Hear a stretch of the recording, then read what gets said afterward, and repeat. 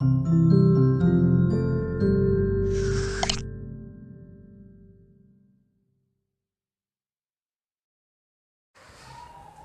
To my YouTube channel start with सस्री 2.0 में आप सभी का स्वागत। जैसे आप मेरा क्लिक थंबनेल पे आप देख चुके होंगे कि आज के क्लास हम लोगों को इंडियन नेशनल जीके के रिलेटेड क्लास होगा। ठीक है, आज हम लोग इस क्लास में समझेंगे कि कुछ इम्पोर्टेंट क्वेश्चन जिसमें हर एग्ज़ाम में पूछा जाता है।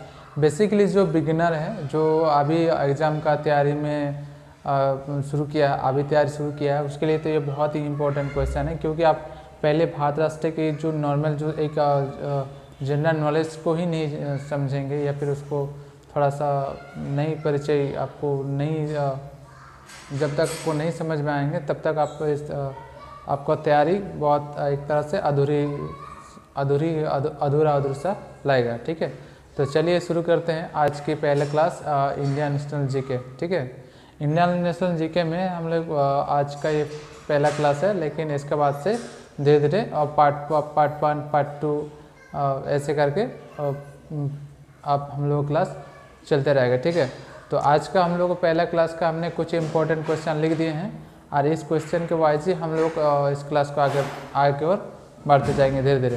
तो चलिए हम लोग जो पहला इंडियन नेशनल जीके हैं, तो उसके हम लोग क्वेश्चन को एक बार देख लेते हैं, साथ में इस क्वेश्चन के वाइज ही हम लोग इसको आगे और चर्चा करते चलेंगे। ठीक है, जो पहला क्वेश्चन है, पहला क्वेश्चन को देख लेते हैं। पहले क्वेश्चन क्या है कि जीके का जनक किसे कहा जाता है। ठीक है, क्योंकि जीके एक गवर्नमेंट एग्ज़ाम जो है, या फिर किसी भी सरकारी एग्ज़ाम में बहुत ही महत्वपूर्ण क्वेश्चन होता है, क्योंकि नॉर्मली अगर देखा जाए जो 10th पास के लेवल की है, तो उसमें अगर जनरल नॉलेज या जनरल स्टडीज़ की बात करें तो जीके से कम 25 मार्क्स का क्वेश्चन आता ही है। ठीक है, तो चलिए हम लोग देखते हैं इस रिलेटेड क्वेश्चन को। तो जीके से संबंधित पहले जो है, जीके का जनक किसे कहा जाता है। ठीक है, फिर दूसरे नंबर में हम क्वेश्चन हम लोग ये चर्चा करते हुए चलेंगे कि जीके का संपूर्ण नाम क्या है। ठीक है, संपूर्ण नाम क्या है, या फिर आप ये भी कह सकते हैं कि जीके का जो पूरा नाम क्या है। ठीक है, पूरा नाम क्या है। साथ में हम लोग ये भी देखेंगे कि विदेश के धरती पर किसने पहली बार ध्वज लहराया था। ठीक है, क्योंकि हम लोग को स्वतंत्रता एक दिन में नहीं मिला था, तो इसके लिए बहुत सारे जो स्वतंत्र सेनानी है, इसके भारत को आज़ाद दिलाने के लिए बहुत कुछ किया। कभी विदेश गए, विदेश के धरती पे बहुत जाके आंदोलन किया, कभी भारत मेरे का आंदोलन किया, या फिर मतलब विदेश के कहीं पे बहुत सारा जगह जाके अपना जो आज़ादी की मांग की। ऐसा बहुत सारा हिस्ट्री है जो आपको जो हिस्ट्री पढ़ने पसंद करते हैं उसको बहुत ही अच्छा लगेगा। ठीक है, तो स्पेशली मुझे तो बहुत अच्छा लगता है कि जैसे इंडिया आफ्टर फ्रीडम जैसे एक हिस्ट्री किताब है जो यूपीएससी में काफ़ी महत्व रखते हैं, वैसे सारा क्वेश्चन रिलेटेड किताब मुझे बहुत अच्छा लगता है। इससे अच्छा तो और लगता है कि पॉलिटिक्स में जैसे हम लोग समझते हैं कि भारत के प्रशासनिक सेवा किस तरह से काम करते हैं, पीएम के एलिजिबिलिटी क्या होता है, मतलब योग्यता क्या होता है, एक स्टेट में राज्यपाल की क्या भूमिका रहती है। ठीक है, ये सब सारा मुझे बहुत ही इंटरेस्ट लगता है। उसी तरह अगर जिसको हिस्ट्री पढ़ने में बहुत अच्छा लगता है, वो इंटरेस्ट रखता है, उसको ये ज़रूर पता होगा कि हम लोग जो भारत जो स्वतंत्रता हासिल किया है, मतलब ये आज़ादी हासिल किया है, ये एक दिन में नहीं किया है। ठीक है, तो इसके लिए कई सारा बाहर भी जाके आंदोलन किया, फिर भारत में भी बहुत सारे आंदोलन हुए, तब जाके हम लोग को आज़ादी प्राप्त हुआ है। तो ठीक है, तो उससे रिलेटेड मैंने एक क्वेश्चन उठा के लिखा है यहाँ पर कि विदेश की धरती पर किसने पहली बार ध्वज लहराया था। ठीक है, काफ़ी इम्पोर्टेंट क्वेश्चन है, और ये आज तक शायद मेरे ख्याल से एक दो ही सरकारी एग्ज़ाम हो जिसमें ये पूछा गया था। ठीक है, तो चलिए हम लोग को चौथा क्वेश्चन क्या है। चौथा क्वेश्चन ये है कि भारत राष्ट्र का राष्ट्रीय प्रतीक क्या है, इससे कब अपनाया गया है। ठीक है, जो हर राष्ट्र का एक सिंबल रहता है, एक प्रतीक रहता है। ठीक है, उस हिसाब से भारत का भी भारत जो एक राष्ट्र है, उस राष्ट्र का भी अपना एक प्रतीक है। ठीक है, उसको भी हम लोग समझेंगे, और उसका महत्व क्या है उसको हम लोग समझेंगे। साथ में ये भी समझते चलेंगे कि भारत का जो राष्ट्रीय प्रतीक है उसका मतलब महत्व क्या है और उससे संविधान सभा ने कब अपनाया गया है। ठीक है, साथ में हम लोग ये भी देखेंगे कि भारत राष्ट्र का राष्ट्रीय गान क्या है। बहुत बार क्वेश्चन में इस तरह सवाल आते हैं जैसे कि भारत का राष्ट्रीय गीत क्या है, भारत का राष्ट्रीय गान है। आप लोगों को ये समझना बहुत ही जरूरी है कि देखिए भारत का राष्ट्रीय गीत और राष्ट्रीय गान ये दोनों में डिफरेंस है। ठीक है, एक नहीं है। बहुत बार क्या करते हैं ना, बहुत सारे जो स्टूडेंट हैं जो अभी शुरू किया है उनको ये पता ही नहीं है कि भारत का राष्ट्रीय गीत क्या है और भारत का राष्ट्रीय गान क्या है। दोनों में अलग अलग डिफरेंसेस है, दोनों में अलग अलग ड्यूरेशन है, दोनों का टाइमिंग थोड़ा अलग है। ठीक है, जैसे नेशनल जो गान है उसको थोड़ा सा उसका शॉर्ट टाइम मतलब उसका कितना समय में गाया जाता है, फिर नेशनल जो गीत मतलब राष्ट्रीय गीत है उसको कितना समय में गाया जाता है, ये थोड़ा डिफरेंस है। ठीक है, साथ में हम लोग ये भी चर्चा करेंगे। ठीक है, तो मैंने बोला कि भारत का राष्ट्रीय गान क्या है, साथ में देखें कि भारत के राष्ट्रीय गीत क्या है और इसे कब अपनाया गया है। ठीक है, मतलब राष्ट्रीय गान और गीत क्या है ये दोनों हम लोग आगे जाके चर्चा करेंगे। साथ में ये भी चर्चा करेंगे कि इसको लिखा किसने है। ठीक है, साथ में देखिए हम लोग ये चर्चा करेंगे भारत राष्ट्र की राष्ट्रीय ध्वज क्या है। ठीक है, यानी राष्ट्रीय ध्वज क्या है। ठीक है, जैसे हम लोग बहुत सारे सरकारी जगह पर जो मोहर देखते हैं और केंद्रीय सरकार की, तो केंद्र सरकार का एक सिंबल होता है यानी पूरा भारत में।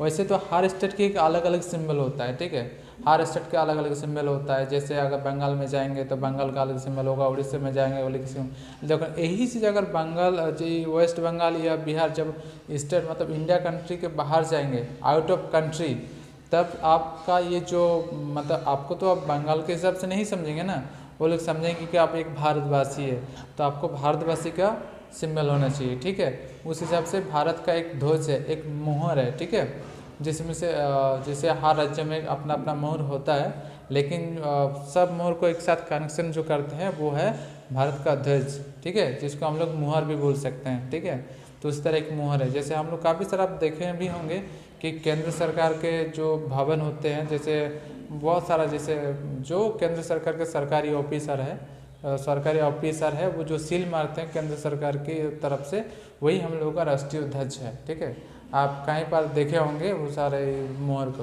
तो ठीक है, इसको भी हम लोग आगे चर्चा करेंगे। साथ में ये देखेंगे कि भारत की राष्ट्रीय पक्षी का नाम क्या है। ठीक है, और इसको कब अपनाया गया था या फिर उस टाइम भारत के प्रधानमंत्री कौन थे। ठीक है, मैंने काफ़ी इंपॉर्टेंट क्वेश्चन आप लोगों के लिए एकत्रित किया है और आप लोगों को अच्छे से बेहतर समझाने के लिए पॉइंट वाइज मैंने इसको पॉइंट वाइज या फिर बोल सकते हैं कि क्वेश्चन वाइज मैंने सेल वाइज लिख दिया है। अब हम लोग इसको आगे क्वेश्चन वाइज हम लोग चर्चा करते चलेंगे। ठीक है, तो हम लोग देखिए पहले चर्चा करते हैं कि भारत का जीके का जनक किसे कहा जाता है। ठीक है, अब बोलेंगे जीके का जनक, बोलेंगे भैया जीके का जनक किसे कहा जाता है। जीके का जनक कहा जाता है भिकाजी रुस्तम कमा को। ठीक है, भिकाजी रुस्तम कमा को किसको कहा जाता है, बोलेंगे जीके का जनक कहा जाता है भिकाजी रुस्तम कमा को। तो आप बोलेंगे जी भिकाजी रुस्तम कमा कौन थे, फिर ये प्रोफेशनली इसका क्या थे। ठीक है, तो भिकाजी रुस्तम कमा वो एक भारत स्वतंत्र सेनानी थे। ठीक है, इसके साथ एक अग्रणी समाज सुधारक भी थे और उसके साथ ही भारत के जो महिला अधिकारों की प्रबल समर्थक भी थे। ठीक है, तो फिर वो क्या थे, भिकाजी रुस्तम कमा क्या थे, एक स्वतंत्र सेनानी थे, साथ में वो एक अग्रणी समाज सुधारक थे, साथ ही वो बहुत ही ज़्यादा मतलब जो महिला को अधिकारों को मतलब प्रबल समर्थक थे। ठीक है, तो आप ये एक नंबर क्वेश्चन का आंसर क्या है कि जीके का जनक किसे कहा जाता है, तो जीके का जनक कहा जाता है भिकाजी रुस्तम कमा को। ठीक है, इसका आंसर हो गया एक। तो आप देखिए जीके का संपूर्ण नाम क्या है, जीके का संपूर्ण नाम क्या है, जीके का संपूर्ण नाम है जनरल नॉलेज। ठीक है, मैंने हेडिंग जीके का तो हम लिख देते हैं यहाँ पर भिकाजी रुस्तम कमा। ठीक है, भिकाजी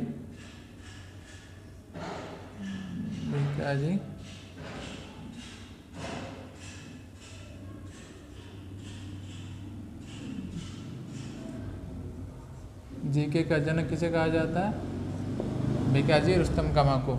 ठीक है, साथ में हम लोग ये जान लेते हैं कि जीके का संपूर्ण नाम क्या है। तो जीके का संपूर्ण नाम है जनरल नॉलेज। ठीक है, आप लोग को ये भी ध्यान में शायद बहुत सारे आपको ये सारे नॉलेज तो होंगे कि नॉलेज का जो स्पेलिंग होता है वो के से शुरू होता है, ना कि एन से। ठीक है, तो इसलिए धोखा मत खाइएगा कि जीके का जो फुल फॉर्म क्या है। ठीक है, जीके का फुल फॉर्म होता है जनरल नॉलेज। ठीक है, जीके का फुल फॉर्म क्या होता है? जीके का फुल फॉर्म होता है, ठीक है, जीके का फुल फॉर्म होता है जनरल नॉलेज।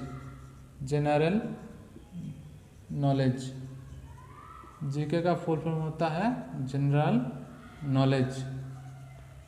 ठीक है, हमने ऊपर में तो आप समझ जाएंगे कि जीके का संपूर्ण नाम क्या है। जीके का संपूर्ण नाम है जनरल नॉलेज, यानी और इसको हम लोग हिंदी में बोलते हैं साधारण ज्ञान। ठीक है, साधारण ज्ञान। तो आपका सरकारी एग्ज़ाम में क्वालिफाई करने के लिए आपको अगर साधारण ज्ञान का बेसिक नॉलेज, बेसिक ज्ञान नहीं होगा तो आप किसी भी एग्ज़ाम को क्रैक नहीं कर पाएंगे। ठीक है, तो आप थोड़ा थोड़ा ही सही, लेकिन जो जनरल नॉलेज है उसको आप पढ़ते जाइए, रिवीजन करते जाइए, ताकि आपको एग्ज़ाम में बेहतर से बेहतर इसको स्कोर कर सके। ठीक है, तो हमने लिख दिया है कि जीके का जनक कहा जाता है भिकाजी रुस्तम कमा को, और जीके का संपूर्ण नाम क्या है? जीके का संपूर्ण नाम है जनरल नॉलेज। तो जीके का संपूर्ण नाम है जनरल नॉलेज, जिसको हम लोग बोलते हैं हिंदी में साधारण ज्ञान। ठीक है, और जीके का जनक किसे कहा जाता है? जीके का जनक कहा जाता है भिकाजी रुस्तम कमा को। ठीक है, आई होप कि मेरे इतने बार रिपीट करने से आपको ये याद हो गया होगा कि जीके जो है, जीके यानी जनरल नॉलेज का जनक कहा जाता है भिकाजी रुस्तम कमा को।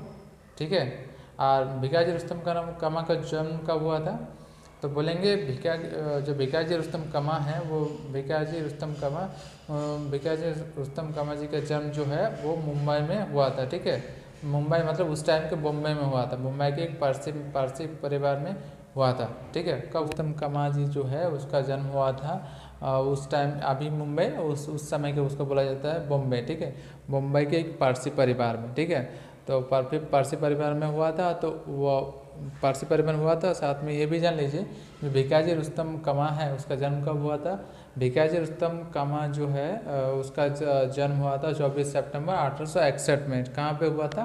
बोलेंगे सर जो भिकाजी रुस्तम कमा जी है उसका जन्म हुआ था 24 सितंबर 1861 में बॉम्बे में। ठीक है, तो आप साथ में ये भी जान लें कि भिकाजी रुस्तम कमा एक स्वतंत्र सेनानी थे। ठीक है, इसको मैंने कई बार इससे पहले भी बहुत रिपीट किया है, तो मैं फिर से आप लोगों को समझने के लिए बोल देता हूँ कि भिकाजी रुस्तम कमा जो है वो एक स्वतंत्र सेनानी है, साथ में अग्रणी समाज सुधारक भी थे, साथ ही साथ वो महिला अधिकारों के प्रबल समर्थक थे। ठीक है, और चलिए 1 नंबर क्वेश्चन का हो गया इतना ही। आप 2 नंबर क्वेश्चन में क्या है कि जीके का संपूर्ण नाम क्या है? तो जीके का संपूर्ण नाम होता है जनरल नॉलेज। जीके का संपूर्ण नाम क्या होता है? जीके का संपूर्ण नाम होता है जनरल नॉलेज, जिसको हम लोग हिंदी में बोलते हैं साधारण ज्ञान। जीके को हम लोग क्या बोलते हैं? जीके को बोलेंगे साधारण ज्ञान। तो साधारण ज्ञान के अंदर कई सारे विषय आ जाते हैं। ठीक है, सिर्फ जीके में सिर्फ करंट अफेयर्स आता है, हिस्ट्री आता है, फिर ज्योग्राफी आता है, फिर और भी बहुत सारे सब्जेक्ट हैं जो उसमें सम्मिलित है। सब कुछ मिला के जीके होता है। ठीक है, जीके का फुल फॉर्म होता है जनरल नॉलेज। आई होप कि आप इतना तक समझ गए होंगे। अब हम लोग शुरू करेंगे जो 3rd क्वेश्चन है, विदेश के धरती पर किसने पहली बार ध्वज लहराया था? चलिए अब हम लोग इसको पॉइंट वाइज इससे आगे की ओर बढ़ते जाएंगे और साथ में इसको चर्चा करते चलेंगे। तो चलिए स्टार्ट। जैसे कि हम लोगों ने 2 नंबर क्वेश्चन तक किया था, उसके बाद 3 नंबर क्वेश्चन देखते हैं। ठीक है, 3 नंबर क्वेश्चन क्या है? 3 नंबर क्वेश्चन में ये था कि विदेश की धरती पर किसने पहली बार ध्वज लहराया था? ठीक है, तो इस क्वेश्चन का जो सही आंसर है वो है कि जैसे इससे पहले मैंने कहा था कि जो जीके का जनक कहा जाता है भिकाजी रुस्तम कमा को, तो भिकाजी रुस्तम कमा ने ही पहली बार विदेश के धरती पर ये जो ध्वज है ध्वज को लहराया था। ठीक है, लेकिन अभी जो ध्वज है वो अभी ये ध्वज नहीं, उस टाइम वो लोग उस टाइम कुछ वो अलग ही टाइप का ध्वज था जो उन्होंने खुद डिजाइन किया था। ठीक है, अभी तो ध्वज, अभी का जो वर्तमान में जो ध्वज है, भारत का राष्ट्रीय ध्वज है, वो कुछ अलग है। वो हम लोग संविधान सभा ने तो अपनाया है, लेकिन इससे पहले यानी 1900 से पहले जब ये ध्वज वहाँ पे लहराया गया विदेश की धरती पर पहली बार, उस टाइम कुछ ध्वज वो अलग ही थे। ठीक है, तो चलिए इस क्वेश्चन को हम लोग देखते हैं कि विदेश की धरती पर किसने पहली बार ध्वज लहराया था। तो क्वेश्चन का सही आंसर है कि विदेश की धरती पर पहली बार 22 अगस्त 1907। ठीक है, 22 अगस्त 1907 को जर्मनी में स्टेगार्ड नामक जगह पर पहली बार भिकाजी रुस्तम कामा और उनके साथी श्याम कृष्ण वर्मा, ठीक है, उनके साथी श्याम कृष्ण वर्मा ने भारतीय ध्वज लहराया था। वो ध्वज चमकीले रंग के थे और उसमें वंदे मातरम लिखा था। ठीक है, यानी 22 अगस्त 1907 को जब जर्मन के एक स्टटगार्ट नामक जगह पे ये ध्वज लहराया गया था, उस टाइम भिकाजी रुस्तम कामा और उनके साथी यानी श्याम कृष्ण वर्मा दोनों एक अंतर्राष्ट्रीय समाजवादी आंदोलन सम्मेलन में हिस्सा लेने के लिए गए हुए थे।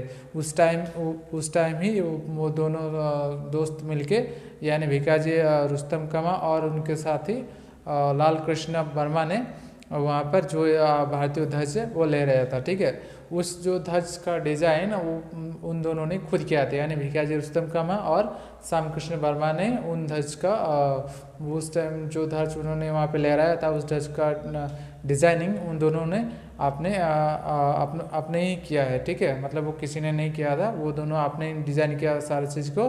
ठीक है, लेकिन क्वेश्चन इम्पोर्टेंट ये है कि उस ध्वज दिखते किस तरह के थे। ठीक है, तो बोलेंगे सर कि उस ध्वज का जो कलर था वो चमकीले रंग के थे, साथ में उसका ऊपर क्या लिखा हुआ था, उसका ऊपर लिखा था वंदे मातरम। ठीक है, तो वंदे मातरम क्या है, आप ये बहुत बार मतलब सुने होंगे, किस प्रोग्राम में गाए भी होंगे। ठीक है, तो वंदे मातरम जो है वो वंदे मातरम एक बोलते क्या बोलते हैं, खून में आग उगलने वाला संघ है। ठीक है, मतलब उस टाइम जब भारत स्वतंत्रता प्राप्त नहीं किया था उस समय जो स्वतंत्र सेनानी थे, वो स्वतंत्र सेनानी को जो वंदे मातरम सॉन्ग सुनते ही उनके रोम रोम जो है मतलब खून में आग उगलने लगते थे। ठीक है, मतलब उस टाइम स्वतंत्र सेनानी को ये प्रेरणा मिलता था। ठीक है, कि हम लोग को स्वतंत्र भारत को आज़ाद दिलाना है।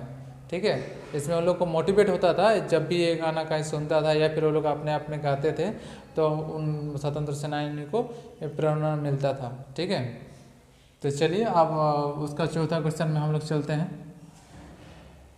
तो चलिए हम लोग देखते हैं कि चौथा क्वेश्चन हम लोग क्या था। चौथा क्वेश्चन हम लोगों को था कि भारतीय राष्ट्रों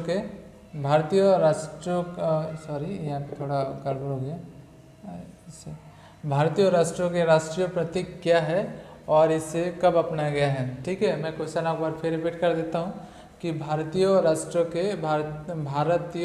के राष्ट्रीय प्रतीक क्या है। ठीक है, यानी हर स्टेट का एक नेशनल जो है एक प्रतीक होता है। ठीक है, मतलब एक प्रतीक होता है जिसे हम लोग एक फ्लैग के तौर पे भी फ्लैग मतलब एक जो प्रतीक होता है वो भी एक्चुअली फ्लैग ही होता है। हर कंट्री का अलग अलग फ्लैग है। ठीक है, फ्लैग का डिज़ाइन अलग है, कलर अलग है। ठीक है, तो चलिए हम लोग इसमें देखते हैं कि भारत राष्ट्र का राष्ट्रीय प्रतीक क्या है और इसे कब अपनाया गया है। मैं इस वीडियो को थोड़ा लॉन्ग कर रहा हूँ क्योंकि देखिए शॉर्ट में कभी भी कुछ हल नहीं होता। आपको अगर जानकारी चाहिए तो आपको लॉन्ग विस्तार से पढ़ना होगा, नहीं तो आप बोले ना कि जैसे अगर किसी भी क्वेश्चन का सिर्फ एक ही क्वेश्चन पढ़ेंगे तो आपका उस क्वेश्चन रिलेटेड बाकी जो पहलू हैं वो आपको छूट जाएगा। आपको क्वेश्चन में ये जरूरी नहीं है कि एक ही क्वेश्चन पूछेगा। एग्जाम्पल के तौर पर हम लोग ये मान सकते हैं कि भारत के राष्ट्रीय प्रतीक को कब अपनाया गया, यानी भारत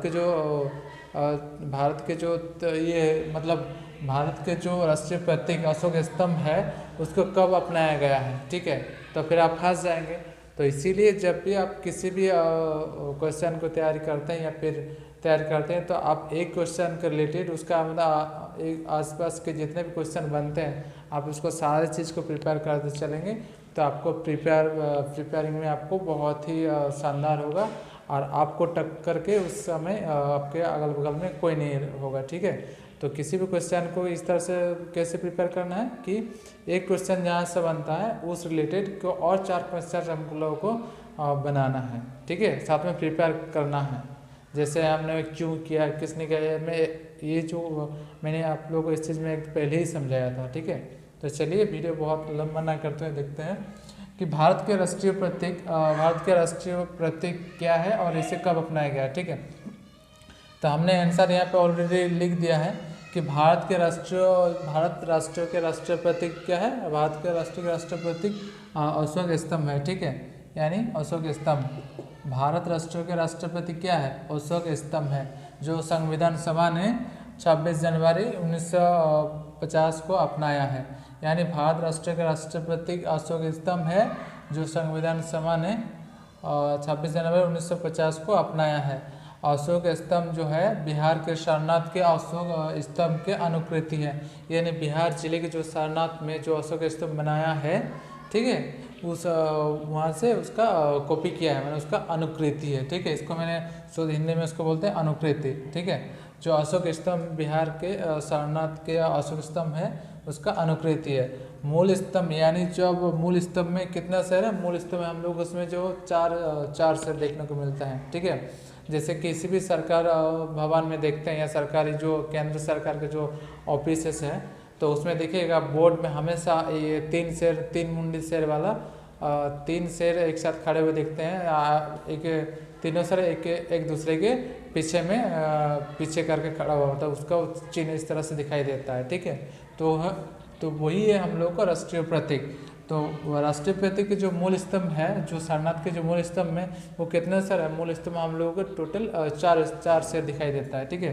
ये एक काफ़ी बार एग्जाम में पूछा गया है कि सारनाथ के जो मूल स्तंभ में अशोक स्तंभ में कितने शेर दिखाई देता है। तो यहाँ पे क्वेश्चन का आपका है कि मूल स्तंभ में 4 शेर दिखाई देता है, ठीक है, जो एक दूसरे की ओर पीट करके खड़े हुए हैं, ठीक है। तो चलिए हम लोग अब 5वां क्वेश्चन देख लेते हैं। भारत राष्ट्र का राष्ट्रीय गान क्या है, ठीक है। हर राष्ट्र का एक राष्ट्रीय गान होता है जो का बहुत जैसे इम्पोर्टेंट मौके पर ही बहुत महत्वपूर्ण दिन, जैसे 26 जनवरी हो गया हो, 15 अगस्त हो गया हो, या फिर नेशनल किसी डे हॉलीडे हो गया हो जो भारत सरकार के द्वारा दिया गया हो, ठीक है, किसी के सम्मान में, किसी के याद में, तभी हम लोग का राष्ट्रीय गान गाया जाता है, ठीक है। तो हर देश का अलग अलग राष्ट्रीय गान होता है। तो भारत का राष्ट्रीय गान क्या है, तो देखिए हम लोग यहाँ पे आंसर लिख दिए हैं कि भारत का जो राष्ट्रीय गान है, भारत के राष्ट्रीय गान जन गण मन है, ठीक है। तो ये जन गण मन है और इसे संविधान सभा ने कब अपनाया था, संविधान सभा ने राष्ट्रीय गान को 24 जनवरी 1950 को हिंदी में अपनाया है, क्योंकि इस गान को जिसने रचना किया है, यानी जो जन गण मन अधिनायक जय है, इस गान का जो रचना किया है वो है कवि गुरु रविन्द्रनाथ टैगोर, ठीक है। और कवि गुरु को महान कवि का दर्जा भी प्राप्त है और साथ में उसको कवि गुरु भी कहा जाता है, यानी कवि तो है ही, साथ में वो कवि का भी गुरु है, इसलिए उसको कवि गुरु कहा जाता है, ठीक है। तो कवि गुरु रविन्द्रनाथ टैगोर ने ही जन गण मन अधिनायक जय का गान का रचना किया था अपना भाषा बंगाली में, ठीक है। उसे संविधान सभा में यानी 24 जनवरी 1950 को हिंदी में अपनाया है, यानी उसको हिंदी में कन्वर्ट करके अपनाया है, ठीक है, जो कुछ खास मौके पर ही गाया जाता है। तो आज के लिए बस इतना ही, मिलते हैं नेक्स्ट क्लास में। आपको हमारा वीडियो अच्छा लगे तो प्लीज़ एक लाइक और शेयर सब्सक्राइब कर दीजिए। धन्यवाद।